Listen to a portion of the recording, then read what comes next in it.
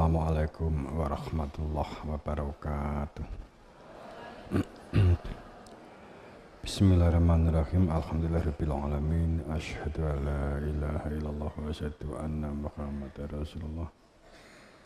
Allahumma shalli ala sayyidina Muhammad wa ala ali sayyidina Muhammad. Allahumma ya muqallibal qulubi tsabbit qulubana ala dinik. Allahumma aftah lana kafata khair wa nawwir qulubana bi hidayatil yakin.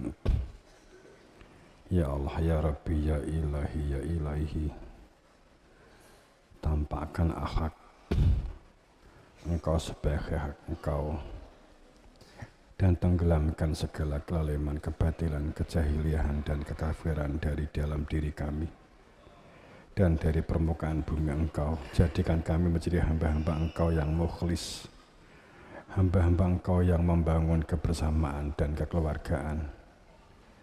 Ya Allah, sehingga wujud kebenaran tatanan Engkau wujud di permukaan bumi Engkau, wujudnya tatanan baldatun thayyibatun wa rabbun ghafur, wujudnya tatanan yang toto titi tetrem toto karto toto raharjo, yang mimpin dan yang dipimpin pandai mengadili diri sendiri. Ya Allah, ya Rabbi, Tuhan kami, jika keimanan kami salah dan menyimpang, ampuni kami, luruskan kami, hidayah kami, jadikanlah kami hamba Engkau yang selalu dalam syukur dan dalam sholawat, yang terbuka, yang lapang dada, yang berakal, yang bernalar. Ya Allah, ya Rabbi, siapapun saya, kami, dia, dan mereka, yang ini waktu ini, hari ini, detik-detik ini sangat ini masih berkecimpung dan larut tenggelam dengan sifat watak sikap kaku, beku, fanatik, kultus, keras kepala dalam perilaku, kedoliman, kelaliman, kejahilian dan kekafiran. Singkirkan, tenggelamkan, luluh lantakan dari permukaan bumi Engkau. Ya Allah, ya Rabbi, ampuni semua dosa-dosa kami, barokai kami, beri fadl dan rahmat kepada kami, masukkan kami menjadi hamba-hamba Engkau yang Engkau kasihi, yang mukhlis dalam kepastian kebenaran hak Engkau. Amin ya rabbal alamin. Jamaah rahimakumullah.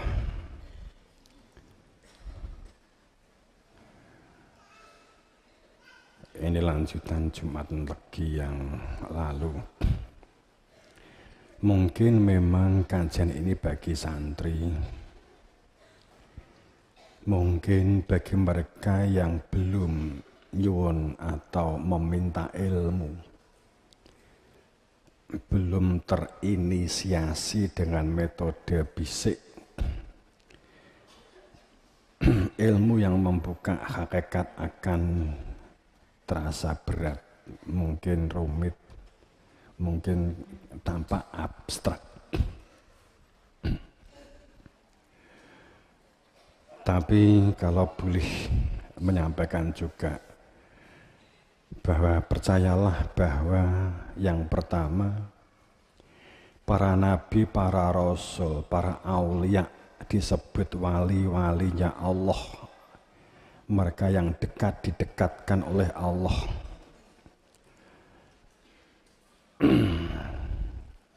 Dengan sebenarnya bahwa mereka adalah piantun-piantun makrifat, ungkapan-ungkapan al-awaluddin ma'rifah, bahwa para nabi, para rasul, para walinya Allah, para aulia, percayalah, mereka dalam kepastian hidup, mereka tahu tujuan hidup. Dan mereka mengetahui, tidak sekedar mengetahui, memahami, tapi mengenali dengan pasti kemana tujuan hidup, untuk apa di dunia, bagaimana berdunia yang benar dan dibenarkan di hadapan Allah, dan bagaimana cara kembali pulang selamat, menyatakan ya minadroh ila rabbih nadhiroh. Sehingga bagaikan mereka disebut para imam, para rasul, pasti mengetahui tujuan hidup, bagaikan kendaraan, sebagai driver, pemandu. Dia tahu persis arah, tujuan, kemana, bagaimana, dia tahu persis. Percayalah, mereka tidak kira-kira, mereka tidak didasarkan atas bacaan-bacaan, tapi mereka informi langsung dari Tuhan. Sehingga kebenaran adalah, merekalah kebenaran itu. Kemudian para pengikut setia yang atas kehendak Allah didekatkan kepadanya, yang disebut dengan wali-walinya Allah, juga mengetahui dari utusannya atau wakil Allah. Mereka mengetahui persis. Maka para nabi, para rasul diutus di muka bumi tidak sekedar sebagai wawasan-wawasan atau pengetahuan, karena mereka dalam kemakrifatan. Dia mengajak hamba bukan karena wawasan dan wacana, tapi karena mereka mengetahui persis jalan kembali kepada Tuhan dan mengetahui persis alamat kembali pulang selamat kepada Tuhan. Yang kedua, bahwa percayalah bahwa kita sebagai manusia hamba yang jika memposisi sebagai fakir, percaya bahwa adanya ilmu yang membuka hakikat, adanya ilmu yang menjadikan seseorang itu mengetahui hakikat, sehingga mengenali jati diri fitrah manusia, yang asal fitrah manusia dari fitrah Allah piyambak. Keberadaannya dapat dikenal dengan sebuah ilmu, alimul ghaibi wa syahadati, ilmu perihal al-ghaib diri Tuhan, ilmu yang membuka al itu dapat dikenali, gaib walaupun tidak tampak mata, akan tetapi dapat dinyatakan dalam persaksian senyatanya di dalam rasa hati. Percayalah, itu ada. Sebab jika tidak ada, maka kehidupan kita akan hanya ngambang. Kehidupan kita hanya akan prasangka. Kehidupan kita akan wa ma'amaniyikum, wa ma'amani alkitab. Kita akan bergelut, berkecimpung dengan angan-angan, dengan mimpi-mimpi, dengan Alkitab, dengan bacaan-bacaan. Tidak ada bacaan sehebat apapun yang dapat, hanya wawasan dan wacana. Tidak ada bacaan yang hebat yang dapat mengantarkan garam ke lidah. Untuk mengetahui garam harus menyatakan, merasakan sendiri, apalagi tentang keberadaan gaibnya diri Tuhan.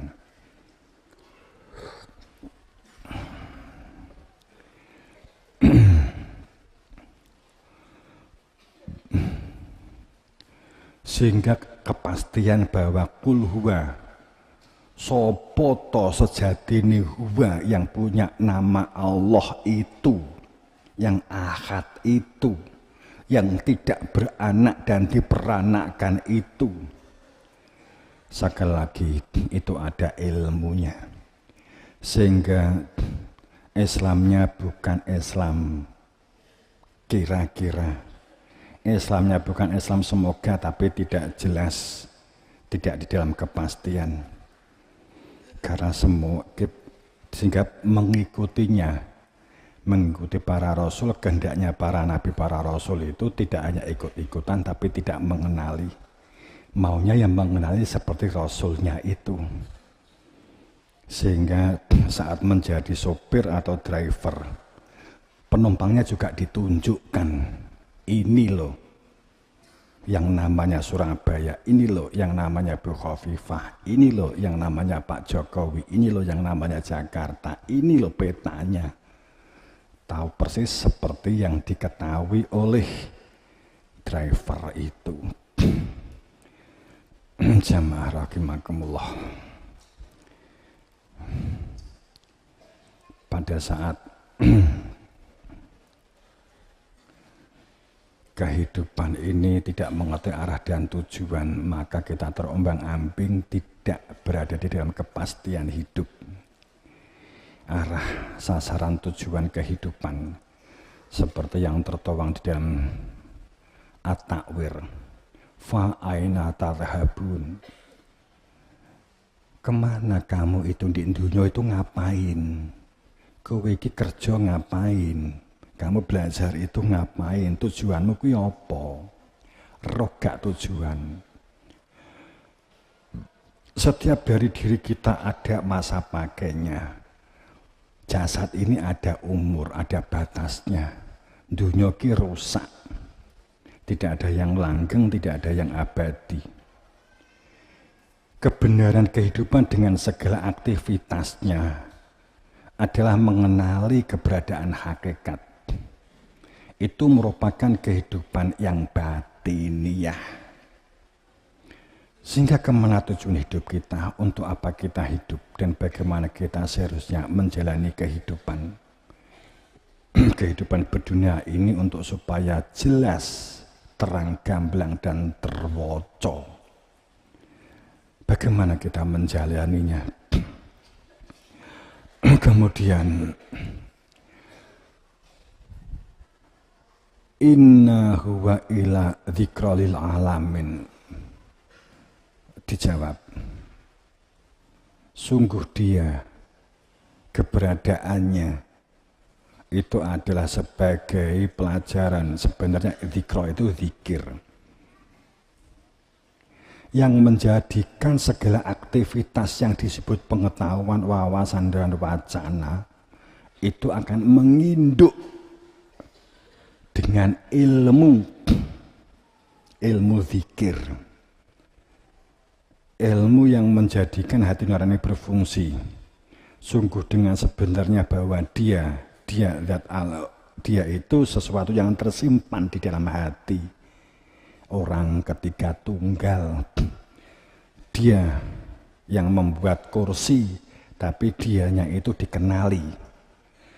Dia yang tersimpan di dalam hati, zat al-ghaib yang Allah asmanya jika dilisankan nama, yang menjadikan rasa hati nurani, menjadikan adanya ingatan, maka hati nurani itu hidup dan menjadikan hati nurani itu berfungsi.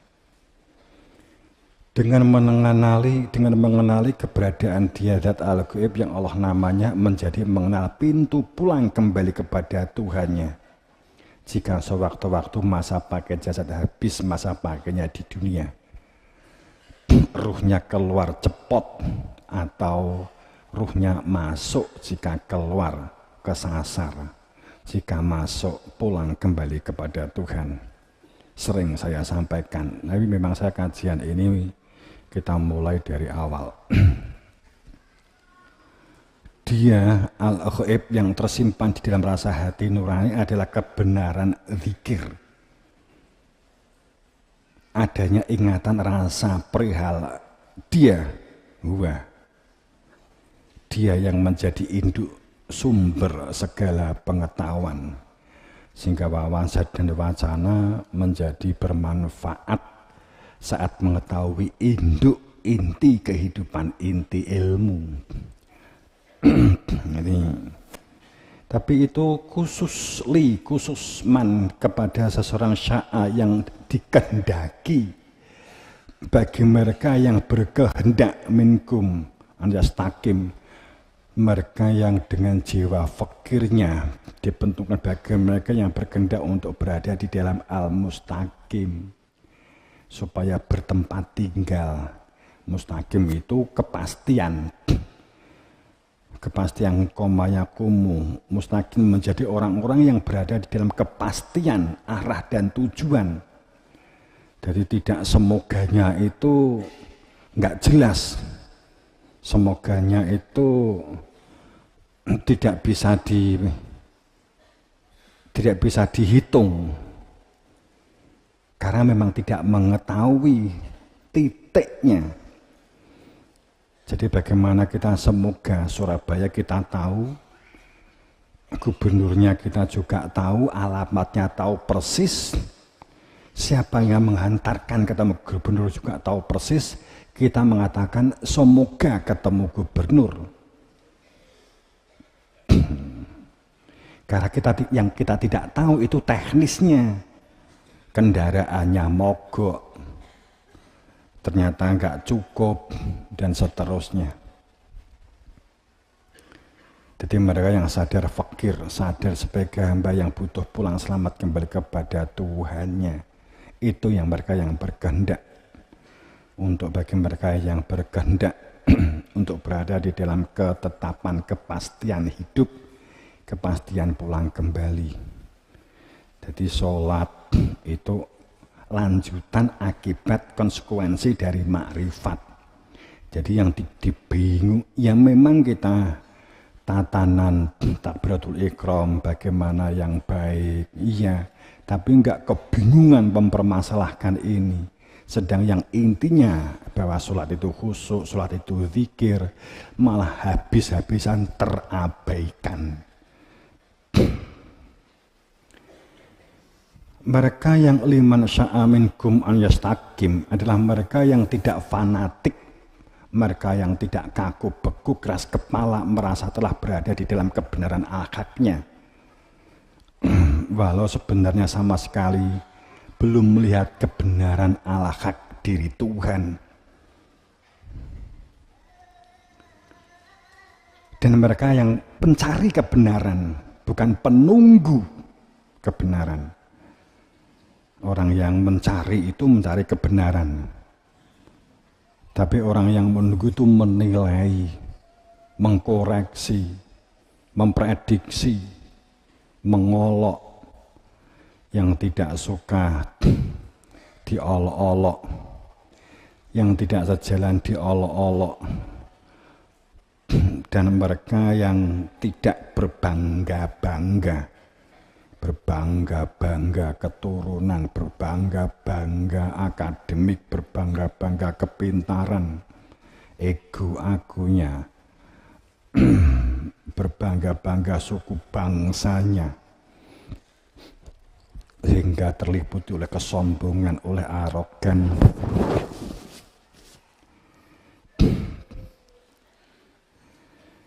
Mereka yang tidak suka menilai, yang lapang dada dan nyegoro, inilah yang liman.